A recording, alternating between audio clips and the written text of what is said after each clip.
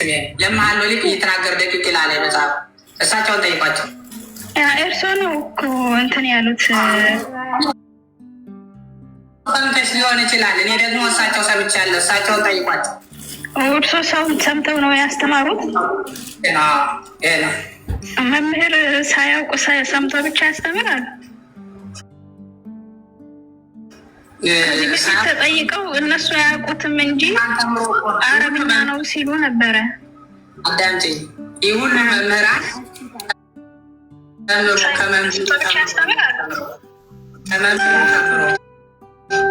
መምህሩ በዚህ በኩል ልንገርሽ እህቴ አንድ አባት የተናገሩት አለ አንድ እንኳን ሌላ አንብበዋል አንድ ገል ሌላ አንብበዋል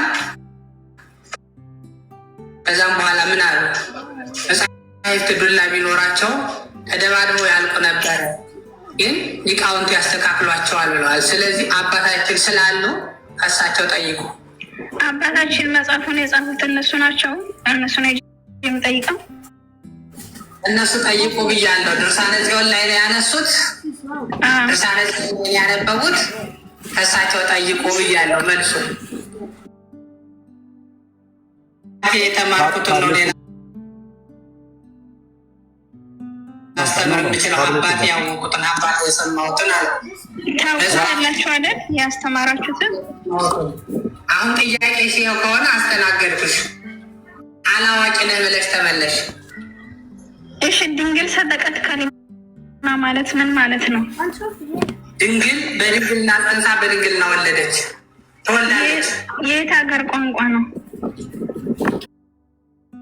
እሱን ጠይቃቸው አልኩሽ እኮ ወደ እምነት የቱ ጋር ነበረ ቆይ የቱ ጋር ነበረ ሻውዚን የሚለው መጽሐፉ ላይ አይ አላየሁትም ድርሳነ ጽዮን ላይ እንደሆነ ግን ሲናገሩ እንደ ቴዲ የትኛው እኔም አንድ ቦታ ላይ አይቼው ነበር ይኸው ድርሳነ ጽዮን አለኝ እኮና ሻውዚን ነፋይና ነው ያሉት ቴዲ ሲያሳይ አይቼዋለሁ ወይስ በመድኃኒዓለም እኮ እናንተ ስንት ነገር እኮ ታስታውሱኝ አይቻለሁ እኔም የቱ ጋር እንደሆነ ነፋይና ምናምን ነገር ምን ውስጥ ነው አሁን የምትከተኝ ግን እንደሆነ ግፍ አይሆንም ቆይ ልፈልገው እስኪ ይህንን ሻውዚን መደምረ መፈለግ ያለበት ድርሳነ ጽዮን ነው እሺ ቀጥሉ ለማንኛውም ፓስተር ታውቃቸዋለህ ይህን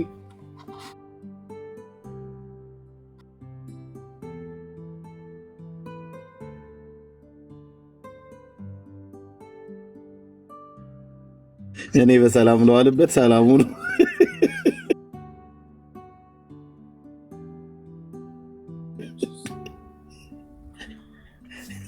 ምንድነው ጥያቄ ጠየቀኝ ታውቃቸዋለህ አልከኝ አላውቃቸውም ኮፍያቸውና ጺማቸው ያምራል ልክ እንደኔ ጺም በጣም ቆንጆ ናቸው ቆይ እዚህ ጸሎት አለ ሻውዚን የሚለውን ወንድምነት አውራ ላውጣው ይሄንማ ለፓስተር ካላስነበብከው አልኩኝ እንቅልፍም አይወስደኝም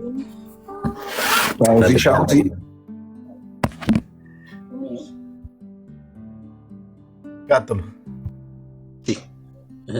ሻውዚን እንዴ አማን ወረደ እንዴ ኢንቫይት ያደረኩ እኮ እምነት ብቻ ጸጋ ብቻ የሚለው የሐሰት ትምህርት ነው ስላልክ ነበር ኢንቫይት ያደረኩ እናውራ እሺ ዲያቆን እንኳን ደህና መጣ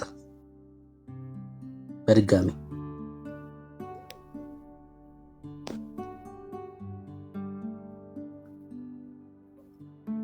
ዲያቆን አለክ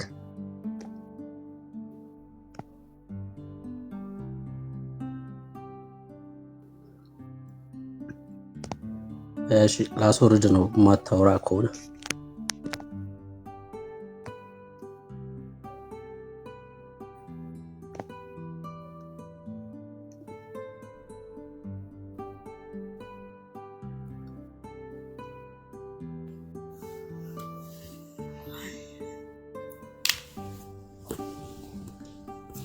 እሺ ዳዲ ነው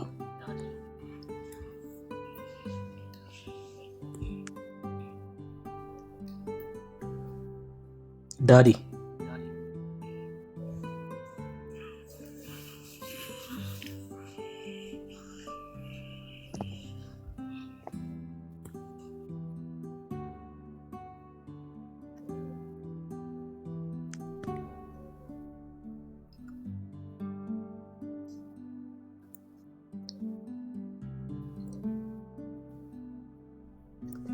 ጥያቄ ልቀጥል። በቃ ፓስተር እነሱ እስኪገቡ ድረስ እኛ በወንጌል አማኞች እምነት ማለት ነው ማለትም እንደ መጽሐፍ ቅዱስ ብንቀበለው ትምህርት ሰው በክርስቶስ ኢየሱስ በማመን ነው አይደል የሚድ ነው። ይሄ ክርስቲያኖች ትምህርት ነው፣ ጥያቄ የለውም። ሰው ከዳነ በኋላ ያምናል የሚልስ ትምህርት መጽሐፍ ቅዱሳዊ ነው?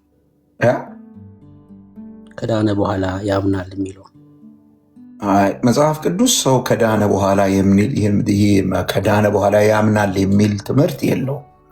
ሰው በእምነት ይድናል። ከዛ ቀጥሎ ቅዱስ ቃሉ እንደሚል ጻድቅ በእምነት በሕይወት ይኖራል። በእምነት የዳነው ሰው በእምነት ይኖራል እንጂ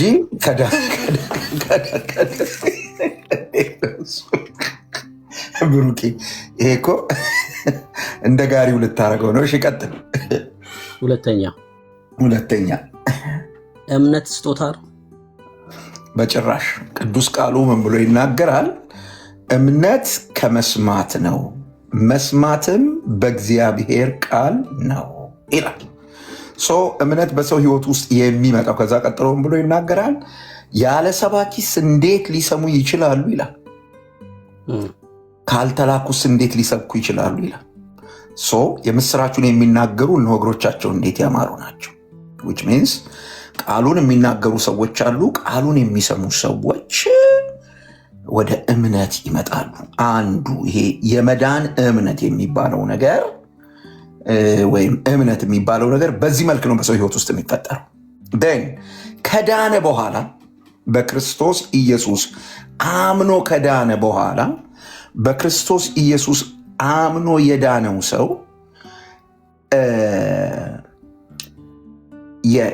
የተአምራት አገልግሎቶች ወይም የኃይል አገልግሎት በሕይወቱ እንዲሰራ ለዳነው ሰው ቨሪ ሪማርከብል ለዳነው ሰው መንፈስ ቅዱስ የእምነት ስጦታ ይሰጠዋል። ያ የእምነት ስጦታ በዛ እምነት ሰውየው ሚረክል ያደርጋል፣ ተአምራት ያደርጋል። አይድንበትም፣ ስለዳነ ነው ያ ስጦታ በሕይወቱ እየሰራ ያለ። ግልጽ ነው። ገላትያ መጽሐፍ ምዕራፍ 5 ደግሞ ይሄ የመንፈስ ፍሬ ተብሎ የተጠቀሰው ጋር ሰውየው በታማኝነት እንዲኖር ወይም እምነቱን ጠብቆ በትክክል ለእምነቱ እየታዘዘ እንዲኖር መንፈስ ቅዱስ ይረዳዋል። ያን ፍሬ በሕይወቱ ያፈራል እንጂ ይህ ሁለቱም ነገር የሚሆነው አምኖ ለዳነ ሰው ነው እንጂ ሰው መጀመሪያ እምነት የሚባል ስጦታ ተቀብሎ በዛ በኩል ይድናል የሚለው ትምህርት ስህተት ነው። መጽሐፍ ቅዱስ አንድ ቦታ የለም። በቃ እኔም መጽሐፍ ቅዱስ እንዲህ ብሎ ማለት መጽሐፍ ቅዱስ ሰው አምኖ እንደሚሄድ ለምሳሌ በሐዋርያት ሥራ መጽሐፍ ምዕራፍ 16 ላይ እነ ጳውሎስ ወደ ፊልጵስዩስ ከተማ በሄዱ ሰዓት የፊልጵስዩስ ከተማ ሰዎች በሀብታችን መጡ ብለው ጳውሎስና ሲላስን ደብድበዋቸዋል። ታስረው ነበር። በአንድ ልብ ሆነው እግዚአብሔርን በሚያመሰግኑበት ሰዓት መሬት መንቀጥቀጥ እንደሆነ ይናገራል። መሬት መንቀጥቀጥ ሆነ። እኔ በጣም ነው እግዚአብሔር ቃል የሚገርመኝ። መሬት መንቀጥቀጥ ሆነ የሚል ጽሑፍ ካነበባችሁ በኋላ ቀጥሎ ሊሆን የሚገባው ተደረመሰ እስር ቤቱ የሚል ነው አይደል? መሬት መንቀጥቀጥ ከሆነ ተደረመሰ ነው የምንጠብቀው። እግዚአብሔር ደንቅ ከሆነው ከዛ መሬት መንቀጥቀጥ ሆነ ይልና የእጃቸው ሰንሰለት ተፈታ ነው የሚለው። ክብር ለእግዚአብሔር ይሁን።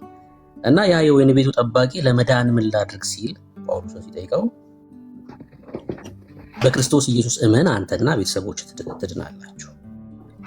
ምንድን ነው ከዛ ሰው የተጠየቀው? እምነት ነው። እመን ነው። በክርስቶስ ኢየሱስ እመን አንተና ቤተሰቦች። አሁን ይህን ጥያቄ ጠየቅኩት ፓስተር፣ የእምነት መግለጫ በእኛ መካከል ስላለ ነው እንደዚህ የሚል እዚህ ማሳየት አለብኝ አላቅም፣ ግን ልክልሃለሁ በውስጥ በኩል ልክልና ታየዋለህ። ሁለት መጽሐፍ ልክልሃለሁ ፓስተር። አንዳንድ እንትኖች እዚህ እኛም ሰፈር ያሉ አንዳንድ ነገሮች ሪቫይዝ መደረግ ያለባቸው ነገሮች አሉ። ምንም እኮ እንትን የሚል አይደለም፣ የሚታበል ነገር አይደለም። መታየት ያለባቸው፣ መፈተሽ ያለባቸው፣ መታረም ያለባቸው ይኖራሉ። ለዚህ ነው እኛ መጽሐፍ ቅዱስ ብቻ ነው ላይ ባለስልጣን ብለን ድርቅ ያልነው። ስንሳሳት የሚመልሰን እሱ ስለሆነ ነው። የመጽሐፍ ቅዱስ ካላለው የእምነት አንቀጽ የአባቶች ጽሑፍ ምናምን ብለው ሰዎች ሲያመጧቸው አይ መጽሐፍ ቅዱስ ነው የበላዩ የምንለው በዚህ ምክንያት ነው።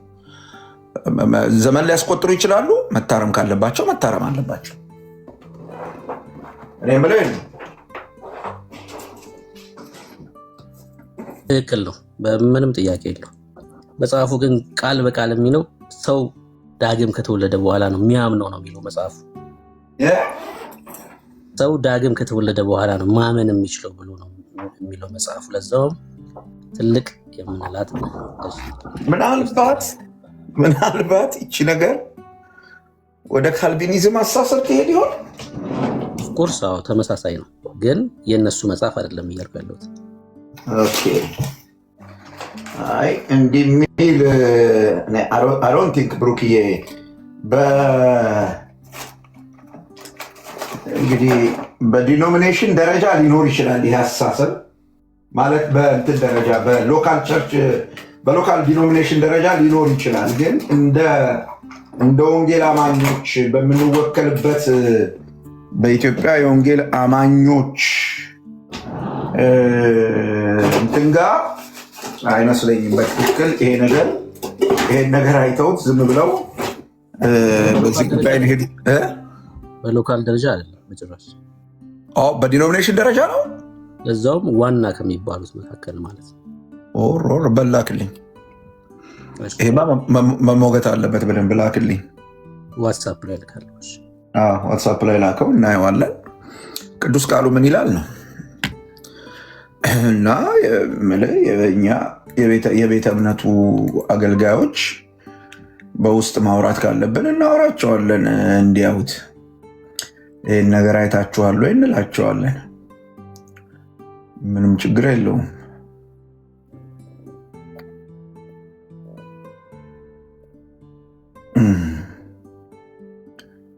እና ግን ይሄ በጣም ትልቅ ስህተት ነው። ስልኬ ሊዘጋ ነው። ቆይ ቻርጀር ላምጣ ሄጄ ከመኪና ውስጥ።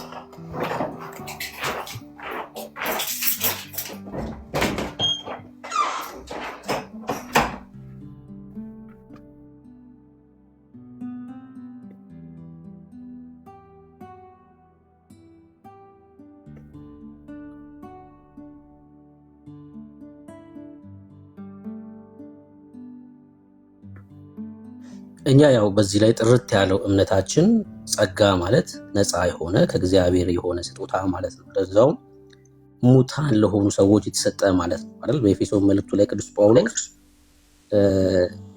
የቁጣ ልጆች እንደነበረን ሙታን እንደነበረን ይናገርና ነገር ግን እግዚአብሔር በምሕረቱ ባለጠጋ ስለሆነ ከወደደን ከትልቅ ፍቅሩ የተነሳ በጸጋው እንዳዳነን ይናገራል። ሰው ጸጋ ለሙታን የተሰጠ ከእግዚአብሔር ዘንድ ነፃ የሆነ ስጦታ ነው። ጸጋውን በምን በኩል እንቀበላለን? በእምነት እንቀበላለን። በቃ ይሄ ነው ትምህርቱ።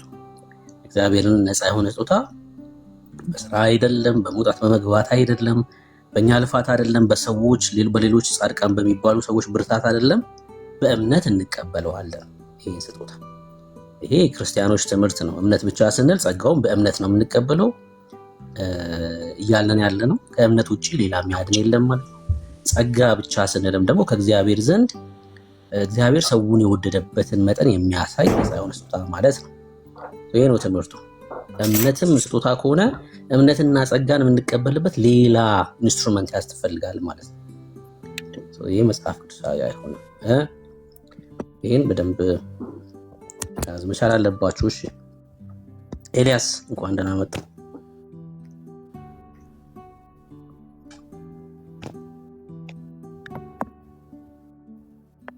ኤልያስ አለክ?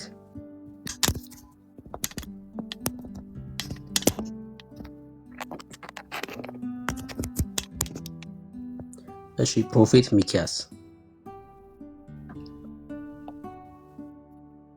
ወዬ ቡራዬ ሻሎም ሰላም ለእናንተ ይሁን። እንኳን ደህና መጣ። እግዚአብሔር ይመስገን። ወደ ቆያችሁ። አሜን። ጥያቄ ልቀጥል? እሺ በርዕሱ ላይ ጥያቄ ኑሮብህ ነው? አይ ነው ወይ ቅድም ማስተር ስጠይቅ በነበረበት ያው ዲስከስ ካደረግን ብዬ ነው። አይ መጽሐፉን ላክለትና በውስጥ እናውራ። ከዛ እንትን እሺ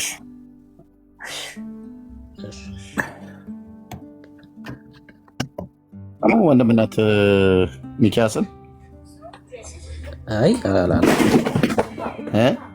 አላውቀውም።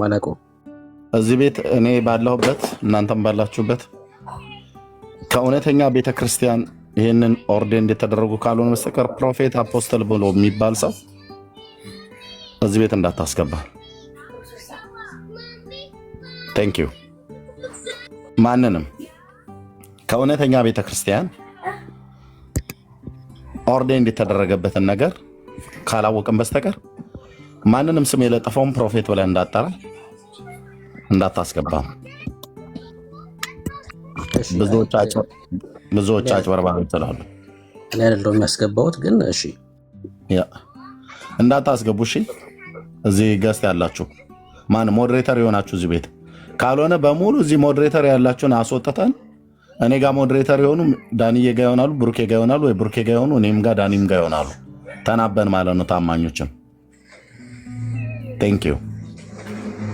እነዚህ ለጌታ ስም ምክንያት መሰደቢያ የሆኑ ሰዎች ሁሉ እዚህ እየመጡ የማንንም ዱርዬኛ ማን እንደሆኑ የማይታወቁትን ፕሮፌት እያልን አንጠራ።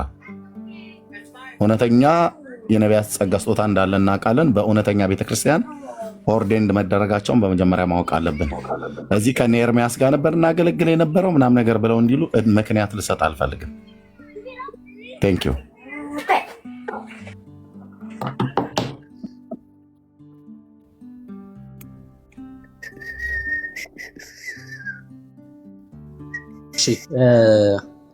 በውስጥ በኩል የት እንደምታገለግል ምናምን ማውራት ነው። ከዛ እኮ መጥተህ ታገለግላለሽ አብረህ። ሚኪያስ ሀሳቡ ምንድነው? የት እያገለገልክ እንደሆነ አሁን ገምቱ። አዳሪያዎች በዝቶ የለ የት እንደሆንክ ራስህን ግልጽ አድርገህ በውስጥ በኩል አውርተን ከዛ ማገልገል ትችላለህ። እኛ ነቢይ የለም ብለን አናምንም። እኔ አሁን በዚህ ዘመን ነቢይ አለ፣ በሚገባ ነቢይ አለ። ነገር ግን በዛው ልክ ደግሞ ዱርዬዎች አሉ አይደል? ኒው ጀነሬሽን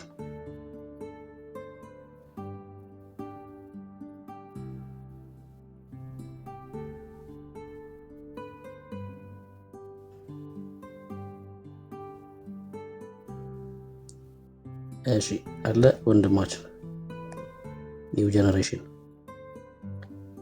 እሺ ኪሚሲዮን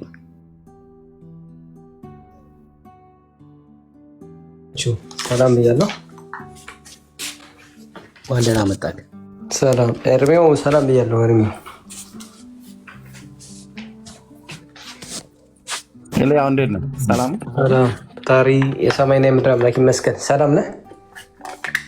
ጌታ ይባረክ። ኦኬ እሺ። አንድ ንዋይ ብዬ ትናንት ጠይቄ ነበርና ከህይወት የምትባለው ልጅ ጋር ቤት ብንዋይ ምን ይመስልሃል? አልፈልግም። ኦኬ ምክንያት አለ? ማትታወቅ ሰው ስለሆነች አላስተዋውቃት። እቻውን በቅርብ ወደ ይሁዲነት የገባችው ሴትዮ አይደለች? ኧረ ይሁዲነት እኮ ዝም ብሎ የሚሆነ ይሁዲነት ቢያንስ 8 ዓመት ይፈጃል። አንድ ሀሳብ ወደ አይሁድ እምነት ለመምጣት 8 ዓመት ይፈጃል። ግን የገባችው ለለኔ ቲክቶክ ላይ ገብታ ሊሆን ይችላል። ግን የአይሁድ እምነት አንድን አሕዛብ ወደ እምነቱ ለማስገባት ቢያንስ ከ8 ዓመት በላይ ከዘር ውጭ ከጋብቻ ውጭ ከሆነ 8 ዓመት በላይ ይፈጃል ነው። ገባሽ የሚለውን ንሽተው እኔ እንግዲህ ወደ ይሁዲነት እንደገባች ነው የማውቀው። የሆነ አንድ ጢማሞ እንደወዳ እንደመጣች አውቃለሁ። እሷን ቤት ከሆነ እሷን ቤት አላስተዋውቅም ነበር የምለው። እኔ አላውቅም። ምናልባት ለምንድነው አንተ እኔ ቤት መወያየቱን የፈራኸው? ከአንተ ቤት አንደኛ ኃላፊነት አልሰጠህም። ምክንያቱም መሰለህ እኔ በቃ አላምንህም። አከብርሃለሁ ግን እጠረጥራለሁ። እኔም ሌላ ቦታ የትኛውም ትናንት ትሄድ የሚያልከው ቤት የትኛውም ቦታ ላይ አላምንህም። አንተ ነው ስለዚህ እኔን ካላመንክ እኔን ታውቃለህ፣ እኔን ታውቀኛለህ። እኔ አከብርሃለሁ። በእኛ አስተምሮ ምናሰለ እኔን ታውቀኛለህ ብራዘር፣ እኔን ታውቀኛለህ። ዲቤቱን ለማድረግ ሰማኛ እንዴ ዲቤቱን ለማድረግ ኤርሚያስና ፔጁ የማይታወቅ ሰው ሆኖ አይደለም። አንተ ማንንም ሰው እንዳስተዋውቅልህ ከፈለክ አላስተዋውቅልህ። ህዝብ ከፈለክ እዚህ እኔ ቤት የሚመጣው ህዝብ ሌላ ሰው ቤት የሚሄድ ህዝብ ነው። ትልልቅ ፔጆች ከሚባሉት ውስጥ አንዱ ነው የኔ። እኔ ቤት ገብተህ ከዚህ በፊት በጣም ብዙ ጊዜ አውርተህ ታውቃለህ። እና ዲቤቱን ከፈለክ ትናንትና ያልከው በዚህ በእኔ ቤት ወይ ፓስተር እየመራ ወይ ደግሞ ከአንተ ራሱ አንዱን አምጥተው ለምሳሌ ሞሼን አምጥተው የዲቤት መምራቱን ህግ ካወቀ እሱ ይመጣል እዚህ፣ እኔ እናንተ ገስት ላይ እንቀመጣለን። ወይ ብሩኬ ካለ ብሩኬ ይመራዋል፣ እኔ እናንተ ገስት ላይ እንቀመጣለን። ማንም አያወርድም፣ እዚህ ትቀጥላለህ ማለት ነው። ትናንት ቴዲን ጠይቃለሁ ብለህ ነበር፣ ሄድካ አልጠይቅም? ጠይቄያለሁ። ምን አለ? ችግር የለም እሱ ያወያየናል። ምን አለ?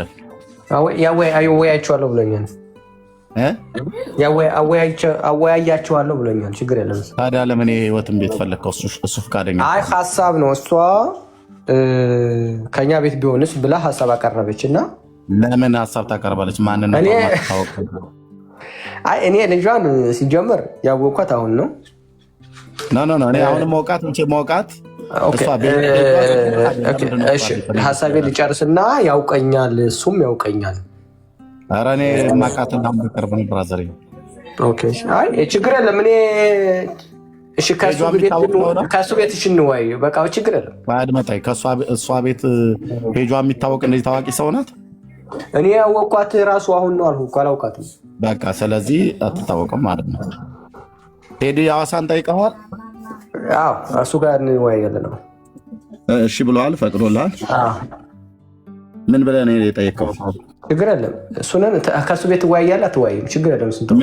ምን ብለህ ነው የጠየቀው? ጠይቀው ብለኸኛል። ትወያያለህ ከእሱ ቤት አትወያይም ነው? ችግር የለም። ምን ብለህ ነው የጠየቀው እኮ ነው ብዬ ደቂቃ ሰዓት ፕሮግራም አላወጣንም። እናወጣና እንወያያለን እኮ። ምን ብለህ ነው የጠየቀው ነው እኮ ያልኩህ።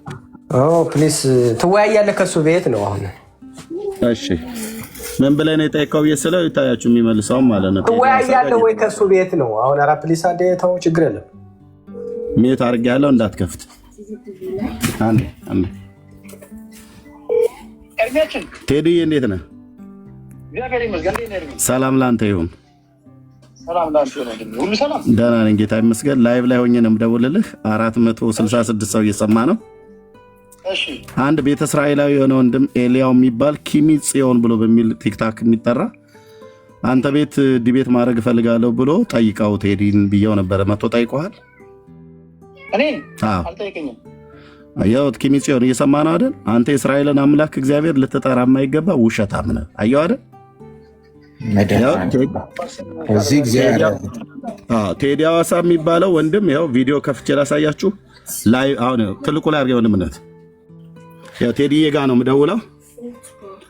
ቴዲዬ ያው እዚህ ጋር ላይቭ ላይ ማለት ነው ያው እያሳየሁት ነው። ቴዲ ሐዋሳ ያው ኪሚ ጽዮን ኤልያው አንተ አላህ አክበር ነው ማለት ያለብን። ለዛም የሚመጥን ነገር ያለ አይመስለኝም። የእስራኤል አምላክ እግዚአብሔር ስሙን እየጠራ ትዋሻለህ።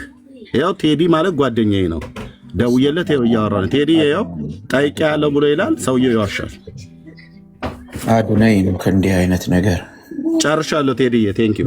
በቃ ቴንኪው በለው እሱና በቃ እንትናም ኪሚ ጽዮን የሚባለው ቴንኪው ቴዲዬ። ተባረክ ወንድምነት። በጣም ነው የማመሰግነኝ ነው። ቴንኪው። ኦኬ ኤልያው። እሺ ኤርሚ አውርደው እታች ወረድ። እሺ አንተ በጣም ተቅለብልበሃል። በጣም ተቅለብልበሃል። ርዕስ ነው መሆን የፈለገው፣ ኢሹ ነው መሆን የፈለገው። ስለሱ ማውራትም አቁም። አንዴ ልንገረው። በአደባባይ አሳይተዋል። ምን ትነግረዋለህ? በቃ እኮ አውርደው። እሺ እንዲህ አይነት ውሸት ከእስላም ጋር ውለህ እግዚአብሔር ምሕረት ያርግልህ። በእውነት ደግሞ ሰማይና ምድርን በፈጠረ በእግዚአብሔር ስም ብለህ ትላለህ። አየህ አሁን ከዚህ ሰው ጋር ዲቤት ማድረግ አይቻልም። ለምን ከተባለ ፐርሰናሊቲው እውነትን መፈለግ ሳይሆን በዲቤት ስም ሌላ ነገር ነው እየፈለገ ያለው የሰው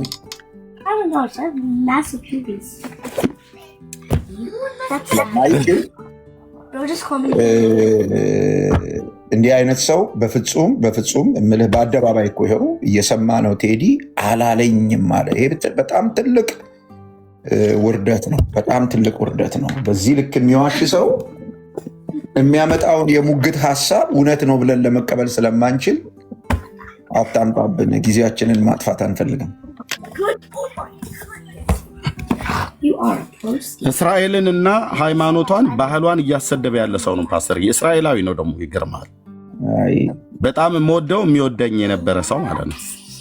ከእስላሞች ጋር ከዋለ በኋላ በእስራኤል አምላክ ስም የያህዌን ስም እየጠራ በየፔጁ መዋሸት ጀመረ። እኔ ምን አይነት አጋንንት እንደለከፈው አላውቅም። በጣም የምወደው ሰው ነው። በጣም የሚወደኝ ሰው ነው። የእውነት ምነግራችሁ ማለት ነው። እና ይሄ ሰው ቢኖር መቼም በዚህ አይመለከትም እንጂ ሰው ቢኖር ተይዞ መጠየቅ ያለበት ነው። እስራኤልን ሁሉ ሃይማኖቷን ሁሉ ጭምር ነው እያስነቀፈ ያለው። እኔ እስራኤል ውስጥ ያላችሁ ወንድሞችና እህቶች የዚህ ሰው ዓላማው ምን እንደሆነ ቢጠየቅ በእውነት ዮኒዬ ናስኪ እስራኤላዊ ስለሆንክ ዮኒ እንዴት ነህ? ሰላም ነው?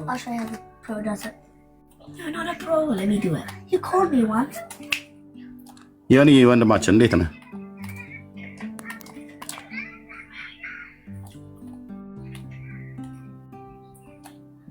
ዮኒ ሚዩት አረከው። አይ ቲንክ አትችልም።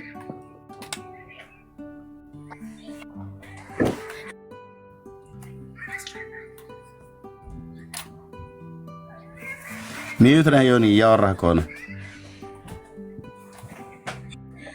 ሻሎም ሻሎም፣ ኤርሚዬ፣ ዳንዬ፣ ብሮኬ እንዲሁም ሰርቨንት ኦፍ ጋድ። ኤርሚዬ ትላንትና እኔም ሰማ ነበር ስለ ኤልያው፣ ግን በውስጤ የሚሰማኝ ነገር ነው ዛሬ ሲሆን ያየሁት እና ልጁ በትክክል የሚያወራም አይመስልም አለ አይደል? ያው ግን እግዚአብሔር ዘመንን ይባርክ። አንተ አክብረህ በክብር ስላወራውና በጠየቀው ጥያቄ መሰረት በሚገባ ስለመለስክለት። ምክንያቱም ልጁ ሲሪየስ ያልሆነ እንዲሁ ጊዜ ለማጥፋት የሚፈልግ ሰው እንደሚመስል ትላንትናም ገብቶኛል። ግን ስለነበረ አክብሮት እግዚአብሔር ይባርክልል ነው። ልጁ ከማፌዝ ውጭ እንዳልከው ያው ጥሩ ሰው ነበረ። ግን አሁን እንዳልከው ከሚውልበት ነገር ጥሩ ነገር የሌለው ሆኖ ነው የማየው። እና ጌታ ይባርክ። በቃ ስለ አክብሮት ብቻ ላመሰግን ነው። ኤርሚዬ ስለሁላችሁም ተባረኩ። እንዴ መልካም ልጅ እኮ ነበረ በእውነት። ምን እንደነካው ምንድነው አጀንዳው? የእውነት ማለት ነው። እኔ እዚህ የደህንነት ስራ ውስጥ እንደው ካለም ምናልባት ለእሱ አቅጣጫ እየሰራ ይሆን ብዬ እስላሞቹ ጋር ማለት ነው እስላሞቹ ጋር ገብቶ የሚናገረው ነገር እኔ አይ ዶንት ኖ ሞሳድ ውስጥ ወይ ሽን ቤት ውስጥ ሊሆን ይችላል። ወታደርም እንደሆነ ኤርሚዬ ቶ በቃ ከዚህ በላይ ስለሱ ማለት አገሪቱን እንደዚህ ለማሰደብ ይሄናል መሮጥ፣ ሃይማኖታቸውን ለማስነቀፍ መሮጥ እየሰሙት አይደል? ይሄው ወንድማችንም ሰምቷል። ይጠይቁት፣ መጠየቅ ይችላሉ እነሱ መንገድ አላቸው። ይጠይቁት። በቃ ይሄን ያህል ከነከረ በጣም ታሳፍራለህ ኤልያው፣ በጣም ታሳፍራለህ። ጨርሻለሁ። ስለ እንዲህ አይነት ሰው ብዙ ማውራት አያስፈልገንም። ማውራት አያስፈልግም።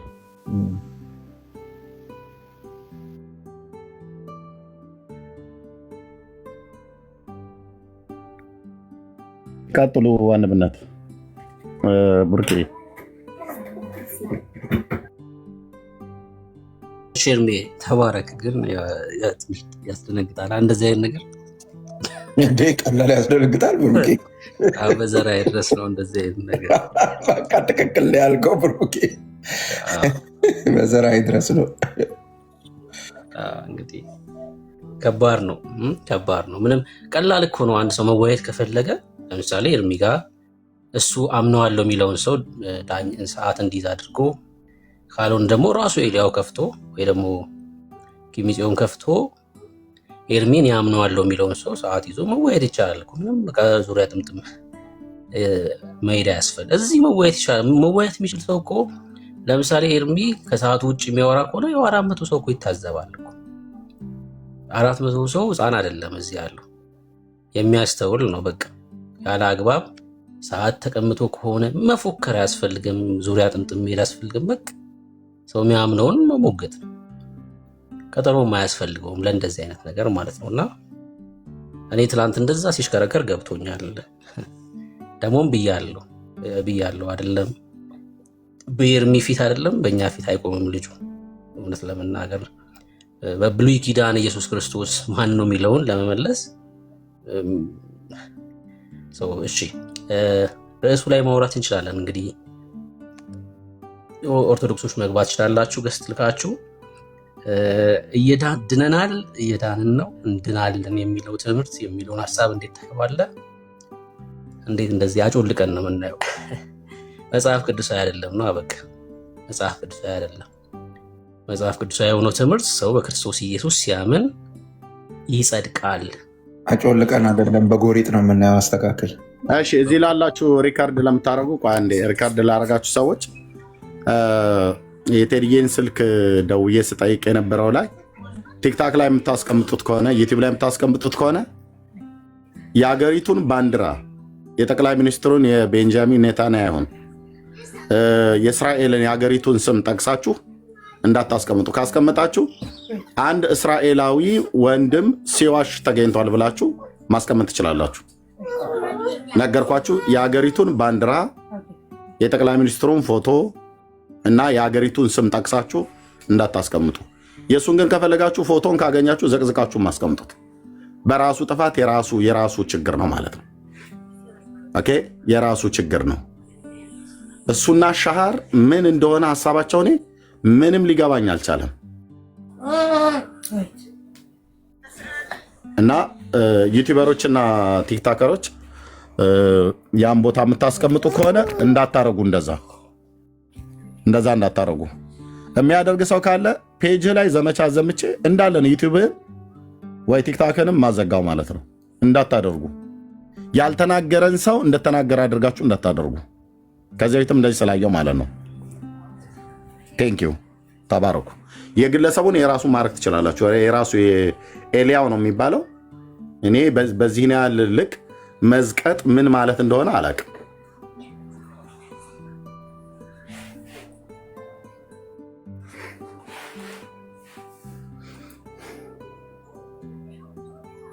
አይ ቆይ፣ አፍልታችኋል። አንዳንድ እስራኤላውያን በጣም አፍልታችኋል። እናንተን በእውቀት ከኔ ጋር ያገናኝን ታናክ ላይ ማለት ነው። ታናክ ላይ ታውቃላችሁ። ኤፍሬም አሁን ታች እያየው ነው። ጎይነህ ተረጋጋ 4 ነጥብ አልክ አይደል? ጎይ ማለት አሕዛብ ማለት ነው። የዘር ግንድህ መሆኔን ግን አታውቅም። እኔ ጎይ በሆን አሕዛብ በሆን ያንተ ዘር መገኛ መሆኔን ግን ማወቅ አለብህ። ምንጭህን የተሳደብከው አብርሃም ጎይ ነው። ኦኬ፣ አብርሃም አባታችን ጎይ ነው። አሕዛብ ማለት ነው፣ ያውም ጣዖት አምላኪ ቤት። ኢያሱ 14 ላይ ሄደ ስታየው ታራን ማለት ናኮር ጣዖት አምላኪዎች ናቸው። ኦኬ፣ ይሰማል። ንጉሥ ዳዊት ጎይ ነው በከፊል። ኢዮቤድ ጎይ ነው በከፊል። እሴይ ጎይ ነው በከፊል። ዳዊት ጎይ ነው። ምክንያቱስ ጣዖት አምላኪ የነበረችዋ ካቡሽን ታመልክ የነበረችዋ ሩት ናትና የዘር ሐረጋቸው ውስጥ የገባችው የዳዊት ቅድማያት ሩት ነችና፣ ሩት ደግሞ ሞዓባዊት ናትና ከጆርዳን ወንዝ ማዶ ጎይ ማለት ነው። ስለዚህ ምንጭህ ነው የምትሳደበው፣ መነሻህ ነው የምትሳደበው ማለት ነው። ኦኬ፣ አዎ፣ እፊቴ አትቆሙም። ታናክ ላይ አንዳችሁም አታወሩም። ራባይ ጥሩ ብያችኋለሁ።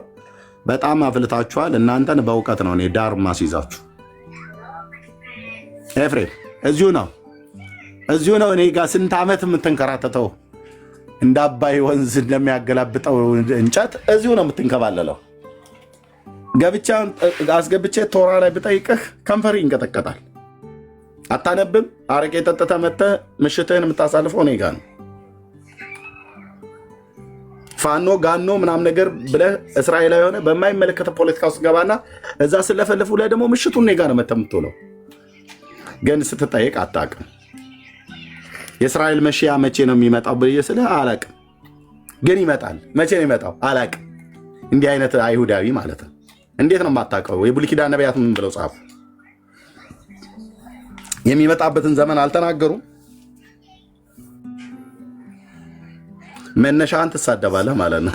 ዘርህን ትሳደባለህ ማለት ነው። ጎይ ማለት የእስራኤል መነሻ ማለት ነው። ሮቤል ነኝ፣ ስምዖን ነኝ፣ ሌዊ ነኝ፣ ይሁዳ ነኝ ብላን ብትብት ያዕቆብ ነው ምንጩ። ያዕቆብ ነኝ እኔ ያዕቆብ ነኝ፣ ይስሐቅ ነው ምንጩ። ይስሐቅ ነኝ እኔ ይስሐቅ ነኝ፣ ይስሐቅ ነኝ አብርሃም ነው ምንጩ። አብርሃም ነኝ አብርሃም ነኝ ብትል ታራ ነው ምንጩ። ታራ ደግሞ ቆንጅዬ ጣዖት አምላኪ ጎይ ማለት ነው። ቀጣት እንግዲህ እችን የጽድቅ እውነት አቤት። እስኪ ጻፍ፣ አሁን እስኪ ጻፉ። የሚቃወም እስራኤላዊ ካለ እስኪ ይምጣ። ታራን ጣዖት አምላኪ ጎይ ማለት ነው። አሕዛብ ነው አልካ። ታዲያ እኔን አሁን አሕዛብ ብለህ ካልከኝ አብርሃም የኔ ነው ማለት ነው።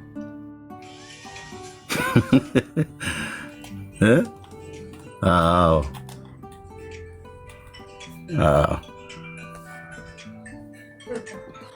ጸጥ ረጭ አረጋለሁ በጽድቅ እውነት ማለት ነው። ምንም እንዳትናገር በ4 ነጥብ የተዘጋ በ12 ቁጥር ምስማር እንደሚመታ ማለት ነው። አንተም ብሎ ጎይ ባይ ስርዓት የሌላችሁ ማለት ነው። ወይ ኤርምያ አንድ ነገር ልናገር።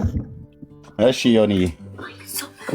በነገራችን ላይ ኤፊ የሚናገረው ትክክል ያልሆነ አሁን እንዳልከው እዚህ የእስራኤልን ሕዝብ እንትን የሚል መጥፎ አስተሳሰብ ነው። ምክንያቱም ጌታ እግዚአብሔር ይሄን ሕዝብ የመረጠው ወደ ዓለምን እግዚአብሔርን ከሰው ጋር ለማስታረቅ በዚህ ሕዝብ አድርጎ ወደ ሌላው ዓለም እንዲደረስ ያደረገው መንገድ እንጂ እግዚአብሔር የተወሰነን ሕዝብ ለራሱ መርጦ ሌላውን ለመተው አይደለም፣ ወይንም ደግሞ ከሌሎቹ የተለየ አድርጎ ለማድረግ ሳይሆን እንዲያውም የወደቀን ሕዝብ ነው። እስራኤል ማለት በጣም ከዓለም ትንሹና በቃ ማለት ይሄ በካራክተር በሁሉም ደረጃ እንኳን በጣም ዝቅተኛና በጣም የመጨረሻ የሚባልን ሕዝብ ነው። ምክንያቱም አንድ ሰው መስጠት ቢፈልግ ለሌለው ነው የሚሰጠው እንጂ ያለውን አይሰጥም። እና እንደዚህ አይነቱን ሕዝብ የመረጠ ወደ ዓለምን ለመሙላት ስለፈለገ ነው። በዛ ላይ ደግሞ አንድ ምሳሌ የምሰጠው ግብፅ በነበሩ ጊዜ የበኩር ልጅ ሞት ላይ የእግዚአብሔርን ቃል ሰምቶ ግብፃዊም ቢሆን መቃኑ ላይ ደሙን የቀባ የበጉን ደም የቀባ ቃሉን ሰምቶ ያደረገ ዳነ። እስራኤላዊ መሆን ብቻ አይደለም የሚጠበቀው። እዚህ ጋር እግዚአብሔር ማዳን የሚፈልገው ሁሉንም ነው። አሕዛብ፣ እስራኤል ምናምን ብሎ እግዚአብሔር አይለይም። እግዚአብሔር ዘረኛ አይደለም። እግዚአብሔር የሁሉም አምላክ ነው። የሁሉን ሙላት የዓለምን ሙላት የሚፈልግ አምላክ ነው። ሁላችንን የፈጠረ አምላክ ስለሆነ ሁላችንም የአዳምና የሔዋን ዘር ነን። እግዚአብሔር ግን ቀደም እንዳልኩት እስራኤልን የመረጠው ወደ ዓለም ከዓለም ጋር ራሱን ማስታረቅ ስለፈለገ በዛ በኩል ሞከረ እንጂ እግዚአብሔር ልዩነትን ሊያመጣ አይደለም። ስለዚህ ኤፍዬ መጀመሪያ ማወቅ ያለብህ ነገር መጽሐፍ ቅዱስ የተጻፈው ለምንድን ነው ብለህ መጠየቅ ያስፈልጋል። እኛ እኔ አንተ እዚህ ምድር ላይ ለሌሎች ለመድረስ ሌሎችን ለማስገባት እኔ የራሴ መጽሐፍ ኤፊ ገብተሃል አይደል? ቆይ አሁን እስኪ አሁን አንተ መጽሐፍን ታውቃለህ አይደለ? እስኪ ስለ ምግብ እስኪ እናውራ። ምን ማለት ነው ስለ ምግብ? አልገባኝም። ስለምን እናውራ ነው ያልከው? ምግብ ስላበለ ስለሚበላና ስለማይበላ ነው። እሺ ስለ ምግብ እሺ ስለ ምግብ ምንድን ነው ማውራት የፈለገው? ኤፊ ምንድን ነው መጠየቅ የፈለገው? ኤፊ አለ ማይክን ዘግተዋል። ኤፍራይም ማይክን ዘግተዋል። አውራ ክፈትና። ለምን ከመብሉ ጀመርክ? ለምን ከጌታ አትጀምርም እንደ ትእዛዝ እኮ የሰጠን ሙሴ እኮ ነው። ከእስራኤል አምላክ ለምን አትጀምርም? ከጌታ ማለት ነው። ሙሴ እኮ ነው የሰጠን ትእዛዛቱ። ሙሴ አይደለም የሰጠህ እግዚአብሔር ነው። ሙሴ ነው የሰጠን። እናንተ ይሄ እናንተ ነው። እሱም ስለ እናንተ እኔ አያገባኝም። እኔ የሙሴ ሕጎችን ነው የሙሴ ህግ ውጭ ህግ ኦሪት የተሰጠን እየተደማመጠን እሺ፣ ከኔ ጋር ነው የምታወራው። ይሁንዬ በጣም ይቅርታ፣ ከኔ ጋር ታናክን ታወራለህ። ሙሴ አልሰጠህም። እሺ፣ ሙሴ ኬት አምጥቶ ይሰጥሃል? ሙሴ አድምጠኝ። ሙሴ አንድ በምድረ በዳ ላይ የአማቱን የዮቶርን በጎች ይጠብቅ የነበረ አንድ እረኛ በግብፅ ሀገር የተወለደ ዕብራዊ የሆነ ሰው ነው። ማን የሰጠህ ተብለህ ስትባል የእስራኤል አምላክ ነው የሰጠው ለሙሴ ህግን። አይደለም። ኦኬ፣ መረጃ አምጣሽ። ሙሴ እንደሰጠ መረጃ አምጣ። ከእግዚአብሔር ውጭ ራሱ እንደሰጠ መረጃ። የእስራኤል አምላክ ለማን ነው የሰጠው ትእዛዛቶችን? ታዲያ እሱን እኮ ነው ብዬ የምልህ። ምን እንደምታወራው እና እኔ ምን አልኩኝ? የእስራኤል አምላክ የሰጠው ለሙሴ ህጎችን ሰጠ። እየተደማመጥን እሺ። እኔ ምንድን ነው ያልኩህ? ሙሴ ከራሱ አምጥቶ አይሰጥህም። አንድ የበግ እረኛ ምድረ በዳ ላይ የአማቱን የዮቶርን በጎች ይጠብቅ የነበረ እረኛ ነው። ኦኬ፣ በግብፅ ሀገር የተወለደ ግብፃዊ ባይሆንም ዕብራዊ ቢሆንም ግን በዛ ሀገር የተወለደ ሰው ነው። ኦኬ፣ እሱ ከራሱ አምጥቶ ከራሱ አፍልቆ እንደሰጠህ አድርጎ ሙሴን የሰጠኝ ብለህ አትበል። ጎበዝ ሚዩት ማድረግ ግን ጎበዝ ናቸው። ሚዩት ማድረግ አድምጠኝ። እኩል አታወራ አይደለም። ሚዩት ባታረገኝ ይኸውልህ እግዚአብሔር ለሙሴ የሰጠው ህግ እኔ ነኝ አሁን የሚያቋርጥኩ። እኔ ሳወራ አንተ ዝም በል። አንተ የምታረግ ከሆነ እንዴት ነው የማወራህ አንተ? እሺ አውራ። ሙሴ እንዴት ሚዩት ካረገኝ እንዴት ነው የማወራህ? እሺ አምጣ ይኸው አውራሽ። ትእዛዛት አሁን አንተ ትእዛዛት አለ አምጣ። ሙሴ እንደሰጠህ መረጃ ነው ያልኩህ። እኔ እስራኤል አምላክ ነው ሙሴ ሰጠው። ቆይ እንደውም አንተ ስጋና ወተት አብረህ ትበላለህ አይደል? አምጣ እኮ አልኩህ ሙሴ እንደሰጠህ በመጀመሪያ። እኔ እስራኤል አምላክ ለሙሴ ነው የሰጠው ብያልኩ፣ አንተ ግን ሙሴ ነው የሰጠን ስትል ነበር። የቱ ጋር የተጻፈው ታዲያ? እግዚአብሔር ለሙሴ ነው ህጎች የሰጣቸው። እኔ ምንድን ነው ያልኩህ ታዲያ? አንተ ያልከው እኮ ትክክል ነህ፣ ግን ሚውት አደረክ። ታዲያ ለምን እንደምትጮኸው ታዲያ? እስቲ ስርዓት ያዝ። ለምን እንደምትጮኸው ታዲያ? ያልኩት ትክክል ለመሆኑማ አንተ አይደለም ራባዮቹ መጥተው ውድቅ አያደርጉትም። ሙሴ ሰጠን አይባልም ብራዘር። ሙሴ ለእስራኤል እኩል አታውራ። ሙሴ ለእስራኤል ልጆች አንደኛ ተማር መጀመሪያ። አንተ የሰባተኛ ክፍል ተማሪ እንዴት ነው አሁን? ሂድ እዛ አተላህን ጠጣ። ኤርሚ አውርደው። ከዚህ ከእንዲህ አይነት ሰው ጋር አተላህን ጠጣ። ኢየሩሳሌም ከተማና ቴልአቪቭ እየተመላለስ ኖ ፓስተር ይቆይ በእነሱ ልክ ያወርደዋል። በሱ ልክ መውረድ የለብም።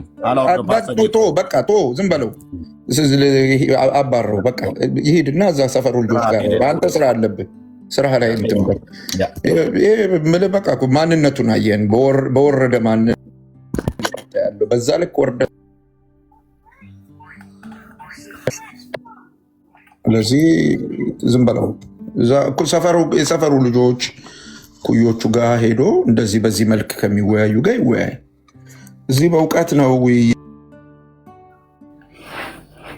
እኔም እኮ እርምዬ ሙሴን የሰጠን ሲል ከሙሴ ተቀብሎ ለጌጥ ነው ወይ ያስቀመጠው? ይኖርበታል ወይ? እንደው በአጭር እንኳን የማይኖርበትን ነገር አንደኛ ሙሴ አልሰጠም እንጂ አንድ እስራኤላዊ መጥቶ ወይ አንድ ክርስቲያን መጥቶ ሙሴን የሰጠን ብሎ ቢል ይሳሳታል። ሙሴ ኬት አምጥቶ ነው የሰጠው? ሰጪው እግዚአብሔር መሆኑን ነው ማወቅ ያለበት። እግዚአብሔር ህግ ሰጫችን እታችሁ ሴትዮ አታስገባት። እግዚአብሔር ህግ ሰጫችን ነው ብሎ የሚለው ህግ ሰጪው ማን ነው? እግዚአብሔር ነው። በእነ ኢሳያው የተናገረ ይህን ነው። ኢሳያስ ነቢዩ እግዚአብሔር ህግ ሰጫችን ነው ይላል። ሙሴ ከኪሱ ነው እንዲያውጥቶ የሰጠው? ኬት አመጣው? ሙሴ ቢሆን ኤልያስ ቢሆን ኤርሚያስ ቢሆን ሕዝቅኤል ቢሆን የትኞቹ ማለት ነው? እነዚህ ታላላቅ የእግዚአብሔር ነቢያት ከጌታ ሰምተው ከጌታ ተቀብለው ነው። ሙሴ ህግን ሲሰጥ ከማ ተቀብሎ የሰጠው? ከእግዚአብሔር ማለት ነው። ስለዚህ ምንጩ ማን ነው ማለት ነው? የእስራኤል አምላክ እግዚአብሔር ነው ሰጪው። ሙሴ ተቀባይ ነው፣ ለእስራኤል ልጆች አስተላለፈ። መጥቶ ሙሴ ሰጠኝ ብሎ ሲል ኬት አምጥቶ ይባላል? አይ ልጁ አይገባውም። በትክክል የገባው አይመስለኝም ኤርሚዬ። ምክንያቱም ቅድም ምሳሌ እኮ ስሰጠው የነበር ለዛ ነው። በግብፅ ምድር ላይ ቃሉን ሰምቶ የእግዚአብሔርን ቃል ሰምቶ እግዚአብሔር ራሱን ለማስታረቅ ይሄን ህዝብ በዚህ ህዝብ በኩል ሞከረ እንጂ ይሄን ህዝብ ለብቻ ልክ እንደዚህ እንደ ኤፊ ማለት ነው። እኛ እኮ ቃሉን ተቀብለን እኮ ለዓለም መድረስ ሲገባ እንደዚህ አይነት ግሩፕ መፍጠር ስለቻለን እኮ ነው እግዚአብሔር በቃ ከዚህ ጌም ውስጥ እንኳን ክርስቶስ መምጣት ያስፈለገውም ለዚህ ነው። እና ልጁ ይሄን አንደርስታንድ ያደረገው አይመስለኝም። ይሄ የእግዚአብሔር ኢሹ እንጂ የግሩፕ ነገር አይደለም፣ የግሩፕ ጉዳይ አይደለም። እግዚአብሔር ቃሉን የሰጠ በሙሴ በኩል ሙሴ አባቶች እኮ በሙሉ ያውቁታል። መጀመሪያ ላይ የተጻፈውም እኮ አለ። ሙሴም የጻፈው ሽማ እስራኤል አዶናይ ኤሎሄinu አዶናይ ኢኻድ አብ ወልድ መንፈስ ቅዱስ የተገለጹበት እነሱ ገብቷቸዋል፣ ያውቃሉ። ማያቅ እንደነ ኤፊ አይነቱ ነው። ቃሉ የተሰጠውን ምን ማለት እንደሆነ እግዚአብሔር ምን እየተናገረ እንደሆነ በሙሴ በኩል የተሰጠው ቃል ለህዝቡ ለምንድን ነው የሚለውን እንኳን በትክክል የገባው አይመስለኝም። እንደ ኤፊ አገላለጽ ቃሉንም በደንብ የሚያውቅ ሰው አይመስለኝም ሲገባኝ ማለት ነው። እንዴ በጣም እኔ ስንት ጊዜ እኮ ኤፊን እኮ አውቀዋለሁ። ታጥቶ መሸታ ቤት ማለት ጥንብዝ ብሎ ሰክሮ እኮ ገብቶ የሚሳደብ የነበረ ሰው ነው። በኮሜንትም በምን ግን ታች ጎይ ብሎ ሲጽፍ ማለት ነው። ጎይ ማለት የእስራኤል መገኛ ምንጭ ነው። ይሄ ነው እውነቱን። ይሄን ነው ማወቅ ያለባችሁ። ለሀገሪቱ እኔ ትልቅ ሪስፔክት አለኝ፣ ለህዝቧም ለሃይማኖቷ እስራኤልም ማለት ነው። ማንም ሰው በአግባብ ባልሆነ ነገር ሲናገር በፍጹም አላልፍም። ግን እንደነኛ አይነት ሰዎች ደግሞ ወይ ሃይማኖታቸውን አያውቁ፣ መጽሐፍትን አያውቁ ባላችሁ። ሌሊት ነው ግን ትንሽ ደቂቃ።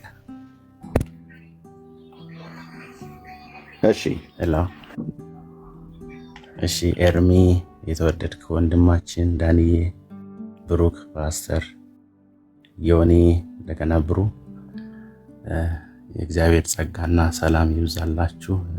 ሰላም ብያለሁ። ትናንት ማታም በደንብ እየሰማኋችሁ ነበር። ጌታ አብዝቶ ይባርካችሁ። እርምዬ በጣም ማለት እውነት ላይ እኔ ናፍቃለሁ ማለት እግዚአብሔር ወደፊት ያገናኘናል ብዬ ተስፋ አደርጋለሁ። በጣም እግዚአብሔር ከአንተ ጋር ነው። ትናንት ረጅም ሰዓት እንደውም በእንቅልፍ ልቤም ሆኜ እየተነሳውም እየሰማሁ ነበር። በጣም እግዚአብሔር ትልቅ ስራ እየሰራ እንደሆነ ወደፊትም ደግሞ እንደሚሰራ በደንብ እምነቱ አለኝ። እያየንም ነው። በርታ። ምክንያቱም አለ በጣም ብዙ ዱላዎች ሊወረወሩብ ይችላሉ፣ በቃላት በስድብ ብትገኝ በአካል ግን እኔ አንድ ማምነው ነገር የስራው ባለቤት ራሱ ነው። እስራኤልን የሚጠብቅ አይተኛም አያንቀላፋም ስለምል የማይተኛ የማያንቀላፋ የማይደክም አምላክ እሱ ጥበቃ ስር ስላለ ምንም ስጋት የለኝም። ግን ቀላል አይደለም። ምክንያቱም አንዳንድ ነገሮች ይታወቃሉ በምን አይነት መንገድ ሊያሳዱ እንደሚችሉ you are protected ያየሁትም ነገር ስላለ ነውና በርታ። በጣም አስረግጬ ልነግርህ የምፈልገው ያለህበት ላይን በጣም ትክክለኛ እንደሆነ በጣም ብዙዎችን ባለፈውም እኔ ብያለሁ። ይሄ እምነት ያለውን ሰፊ ልብ ያለውን አማኝ ህዝብን ማገልገል በጣም ከባድ አይደለም። በእርግጥ ሁሉም ነገር በእግዚአብሔር ጸጋ እንደሆነ አምናለሁ። ግን ይሄ ጠማማ ትውልድ ማገልገል በጣም ቀላል ነው። ቅድም ሲያወራ ነበርና ሙሴ ነው የሰጠን ካለ ምን ጌታ ኢየሱስ ክርስቶስን መቀበል ስላልቻሉ ወይ ሙሴን አምላክ አድርገው ተቀብለውም ሊሆን ይችላል። ሙሴ ነብይ ነው እንደሚታወቅ እና ጌታ ኢየሱስ ክርስቶስን የሚክድ ትውልድ ማገልገል ወይም የካደ ትውልድ ማገልገል ቀላል አይደለም። በተለያየ መንገድ በራሱ እምነት ክሬት አድርጎ የሸፈተን ትውልድ ማገልገል ቀላል አይደለም። ግን እግዚአብሔር ያው ተናጠቁ ስለምል በጣም መናጠቅ ስለምኖር በጣም በዚህ ደስ ይለኛል። ተባረክ። ያ ኤልያው የምትለውንም ልጅ ትናንት እየሰማሁ ነበር። እኔ እንደውም ትናንት ማውራት ስላልቻልኩ ነው መንፈሱን ወግቻለሁ እናንተ ተወያዩ ልል ነበርና አንዳንድ ሰዎችም በቃ መወያየትም አያስፈልግም። ቅድም እግዚአብሔር ከአንተ ጋር ስለሆነ እዚሁ ብዙ ሳትለፋ ሰዎችም ማይሆን ነገር ሳይሰሙ እዚሁ ፈጠፈጠው። ውሸታም ይስማ ከፈለገ የፈለገው ማለት ይችላል። ውሸቱ ይኸው እዚሁ ብዙ ሳትሄድ ቴዲ ጋር ደወልክ፣ ይኸው ተፈጠፈጠ ማለት ነው። እግዚአብሔር ከአንተ ጋር ስለሆነ ነው እንዳትለፋ ማለት ነው። ለእንደዚህ አይነት ሰው አንዳንድ ሰዎችን እዛው በቃ እዛው እንትን ማለት ነው። ተባረኩ። በጣም ደስ ብሎኛል። እግዚአብሔር ይባርካችሁ። እኛ በእምነት ብቻ ድነናል፣ ጸጋው በእምነት አድኗቸዋል ስለሚል ኢየሱስ ብቻውን በቂ ነው።